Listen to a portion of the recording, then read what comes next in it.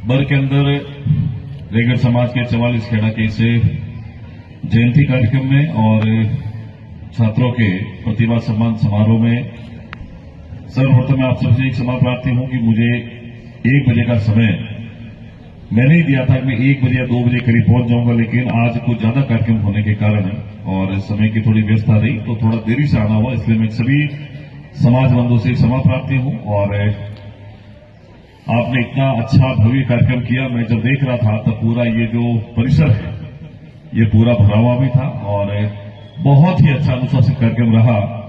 पिछली बार भी जब आपने कार्यक्रम किया तो आदरणीय प्रेमचंद बेरवा जी और मैं उस कार्यक्रम में उपस्थित थे और इस बार भी मैं यही था, इसलिए मैंने कहा था मैं इस कार्यक्रम में जरूर रहूंगा, लेकिन थोड़ा आते आते देर भी हुई है। फिर भी मुझे लगा कि चलो लेट भी हो जाएंगे तो भी थोड़ा मिलके आना होगा, क्योंकि अपने लोग तो कहीं भी तो मिलेंगे ही मिलेंगे। तो ये सब पूरा जो रेगड़ समाज का जो परिवार है ये अपना परिवार है। मुझे यहाँ आकर के हमेशा की तरह फिर अच्छा लगा कि यहाँ सब अपने ही लोग बैठे। पूरे विधानसभा क्षेत्र के यहाँ संख्या बड़ी, थोड़ा लेट ज्यादा हो गए और समारोह लगभग अंतिम अपने आखिरी क्षणों में है। तो मैं सर्वप्रथम आपके यहाँ के इस कार्यकारिणी अध्यक्ष है दगड़ाराम जी का और हमारे माणिक सिंगारे साहब है, लूणाराम जी तंवर साहब है, नेमीचंद जी हैं, सबका मैं धन्यवाद करता हूं कि आप सबने इतना बढ़िया करके सब ताराचंद जी समेत जितने भी लोग विराजे हैं, मैं आप सबका बहुत धन्यवाद करता हूं कि समय समय पर हर साल आप लोग ऐसा कार्यक्रम आयोजित करते हैं जो वास्तव में समाज की आवश्यकता है। आज बच्चों के प्रतिभा सम्मान समारोह के माध्यम से जिन बच्चों ने अच्छे नंबर भी, उनको पारितोषिक देना, उनको इनाम देना और समाज के मंच पर लाकर के सम्मानित करना, वास्तव में उनके मन में एक और नया भाव पैदा होता है कि मैं और अच्छा काम करूंगा, आगे पढ़ लिख करके एक बड़ा व्यक्ति बनूंगा, ताकि समाज का नाम भी होगा, उसके परिवार का नाम होगा। और कई साल तक शिक्षा एक ऐसा वास्तव में माध्यम है जिसके आधार पर हम सोच सकते हैं कि ये कहीं न कहीं परिवार को और समाज को आगे बढ़ाने का एक बड़ा आधार है। शिक्षा ही आज की तारीख में सब कुछ है। अगर बच्चों को हम लोग पढ़ाएंगे, उनको अच्छे अगर कोचिंग इंस्टीट्यूट प्रदान कराएंगे या अगर उनको अच्छा एकेडमिक कोर्स कराएंगे तो निश्चित ही आज ताराचंद जी हमारे आर्मी से, ये एक बीएसएफ से, एक सीआरपीएफ से रिटायर्ड हो गए, मैं ये कार्यक्रम में गया भी था। आज कितना बड़ा समाज में मैसेज आता है कि एक इतने अच्छे अधिकारी रैंक से कोई व्यक्ति अगर इतने बड़े पद से अगर आसीन होकर के रिटायर्ड होकर के आता है, समाज में कितना बढ़िया अच्छा मैसेज आता है। आज आपने देखा होगा गोदान माणिक से हमारे ब्यावर कॉलेज के लेक्चरर हैं, आज इनके पास जब भी जाओगे तो हंसते हुए मिलेंगे और आपको कहीं न कहीं मोटिवेट ही करेंगे, आपको सहयोग करेंगे। तो ऐसे पढ़े लिखे लोग अगर वास्तव में दिखते हैं, समाज में अगर होते हैं, मजा आता है। आपके नेमीचंद जी साहब को देख लीजिए, इनका भी लगातार इनके हमें सहयोग मिलता ही है। और लूणाराम जी तंवर, तो ये क्या मैं लेट आया ना, इसलिए थोड़ा सा माइक मेरी ये है तो सही, सेल डाउन है, उसका स्विच लूज हो गया। ये भी मशीन है ना और अपना शरीर भी एक मशीन है, तो दोनों में कंपटीशन चल रहा है कि अभी तरोताजा अभी तक कौन है। तो अच्छे लोगों का जब समाज के अंदर योगदान अच्छा रहता है और बहुत सारे लोग इस रेगड़ समाज के भी अच्छे अच्छे पदों पर रहे हैं और निश्चित ही आपके मंच पर रहने से, आपके कार्यक्रम से जो बच्चे सम्मानित हुए हैं वो निश्चित ही और आगे बढ़ेंगे और आपके जैसा ही बनने का वो प्रयास करेंगे। क्योंकि जब छोटे बच्चे को हम इनाम देते हैं किसी भी मंच पर, किसी भी एक्टिविटी के लिए, तो वास्तव में उसके मन में कुछ कर गुजरने की एक बात होती है कि नहीं मैं कुछ करूंगा क्योंकि मुझे इनाम मिला है। उसको नहीं मिला वो सोचता है अगली बार मैं इनाम लूं। तो आप सब जानते हैं बच्चों को इनाम कितना प्यारा लगता है, उनको कितना अच्छा लगता है वो इनाम, तो वो कहीं के उसको आगे बढ़ने का एक प्लेटफॉर्म साबित होता है। आज रविदास जी की जयंती का कार्यक्रम भी है, सब लोग इस कार्यक्रम के माध्यम से समाज की एकता का संगठन की बात भी आती है कि सब लोग मिलकर के, जब आपने अच्छे सब समाज बंधुओं ने निर्णय लिया होगा कि आज रविदास जी की जयंती पर हम लोग कार्यक्रम करेंगे, तो निश्चित ही सैकड़ों लोगों का उसमें योगदान रहा होगा। 5,000 रुपए गरीब बच्चों को, 28 बच्चों को, हाँ, तो जब कार्यक्रम आपने तय किया होगा, उसकी रूपरेखा बनाई होगी हम इस रविदास जी जयंती पर क्या क्या करेंगे, तो बहुत से लोगों ने, सैकड़ों लोगों ने, समाज बंधुओं ने इसमें सहयोग किया होगा, अपनी बात रखी होगी, उसमें सुझाव दिए होंगे, इस तरीके से कार्यक्रम करेंगे तो अच्छा लगेगा। ये सर्टिफिकेट मूवमेंट को हम लोग देते हैं, लेकिन समाज में वास्तव में जो गरीब लोग हैं, जिनकी आर्थिक स्थिति ठीक नहीं है, ऐसे परिवार को, बच्चों को जो पढ़ना चाहते हैं लेकिन उनके पास में आर्थिक व्यवस्था ठीक नहीं है, उन बच्चों को आर्थिक रूप से संबल बनाना, उनकी सहायता करना समाज की सबसे बड़ी जिम्मेदारी बनती है। और मैं समाज को बहुत धन्यवाद देता हूं कि आपने 28 बच्चों को 55,000 रुपए की आर्थिक सहायता देकर के, उनको आर्थिक सहायता देकर के वास्तव में इतना बड़ा काम किया। मैं सोचता हूं कि आज के जमाने में भले कुछ भी हो जाए, लेकिन अगर शिक्षा है और बच्चे पढ़ने के बड़े हो गए, कुछ बन गए, तो वो सबसे बड़ी अपनी सफलता है। जैसे अभी लूनाराम जी कह रहे थे 1 लाख रुपए पिताजी की स्मृति में आपके पिताजी की स्मृति में आपने समाज में दिए हैं। छात्रवृत्ति ये 1 लाख रुपए जिन बच्चों के पास में जाएंगे छात्रवृत्ति के रूप में, अब सोचो अगर 5,000 आपने 20 बच्चों को दिए, तो वो 20 बच्चे अगर पढ़ लिख करके पटवारी से लेकर के कलेक्टर भी अगर कोई बन गया, तो वो जीवन भर याद रखेंगे कि उस समय में मुझे लूनाराम जी के पिताजी की स्मृति में 5,000 रुपए मिले थे, उस 5,000 से मुझे पढ़ने में मदद मिली, मेरी किताब आई, मेरी कोचिंग की बुक्स आई, पेन आया, कुछ भी आया, तो वो उसको बच्चे को जीवन भर याद रहेगा।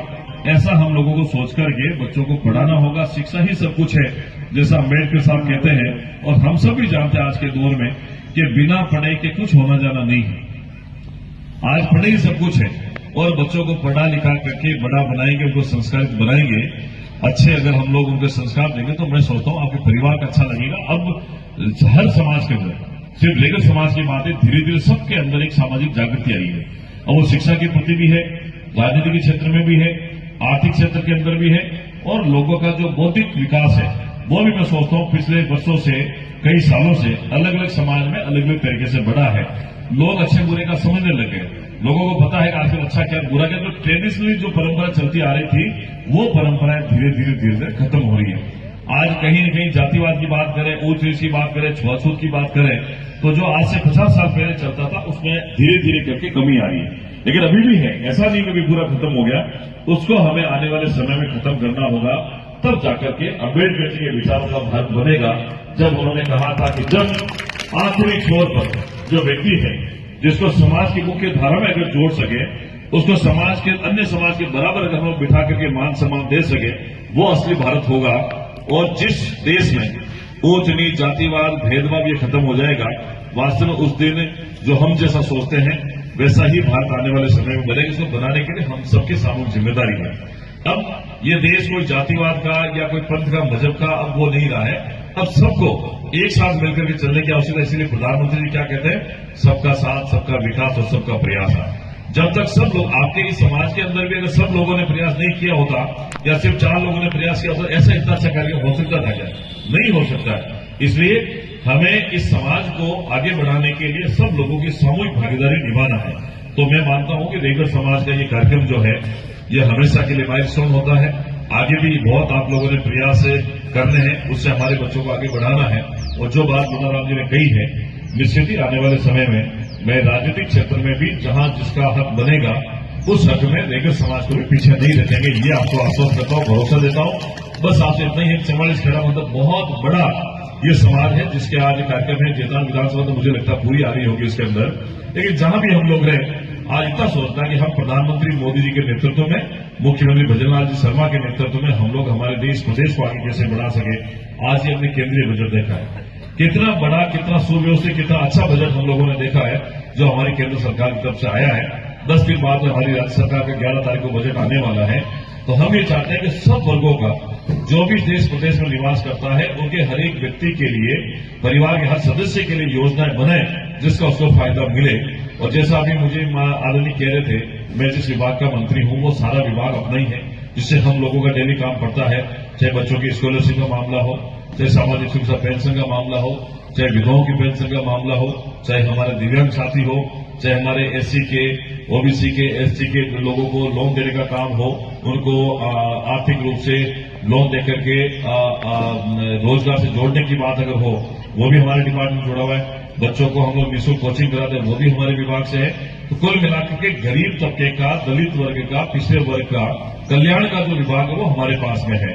मुझे भी कहा गया था जो पहले कोई बोर्ड बना था उसका नाम बदल करके, अगर आने वाले समय में कुछ भी संभावनाएं बनी तो मैं पूरा प्रयास करूंगा कि उस बोर्ड का नाम बदल करके हम लोग रविदास बोर्ड जो है वो आने वाले समय में करेंगे, ताकि इस समाज को भी उचित मान सम्मान हम लोग देख सके।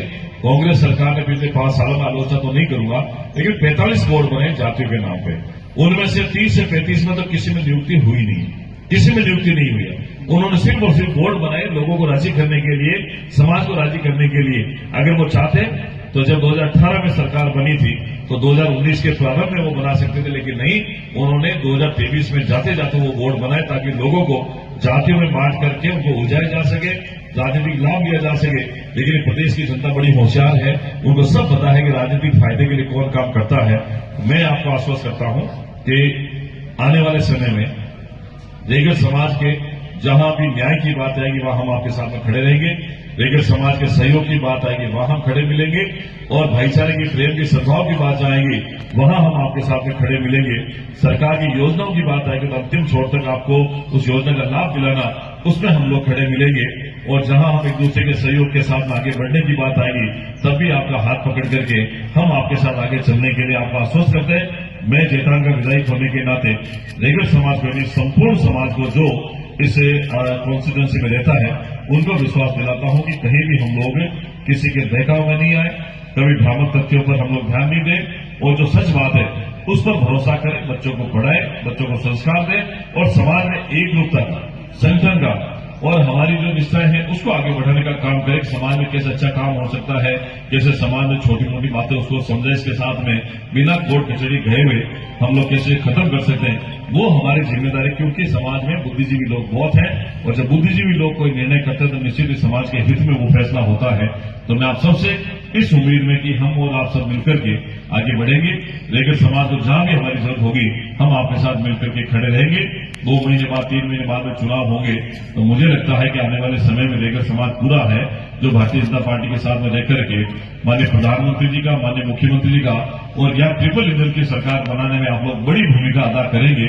इसी विश्वास के साथ में पूरी आयोजन समिति को, जो 44 खेड़ा रेगल समाज की है, रविदास जयंती की आप सबको बहुत बहुत बधाई, शुभकामना देते हुए मंच पर उपस्थित सभी हमारे जनप्रतिनिधियों का, रेगल समाज के बंधुओं का, समाज के पदाधिकारियों का, अध्यक्ष साहब पहलवान, पूरी टीम का, सभी भामाशाहों का, और जिनकी तरफ से भोजन प्रसादी है, मोमेंटो है, इनाम है, जो कुछ व्यवस्था भामाशाहों की तरफ से, उनको धन्यवाद है।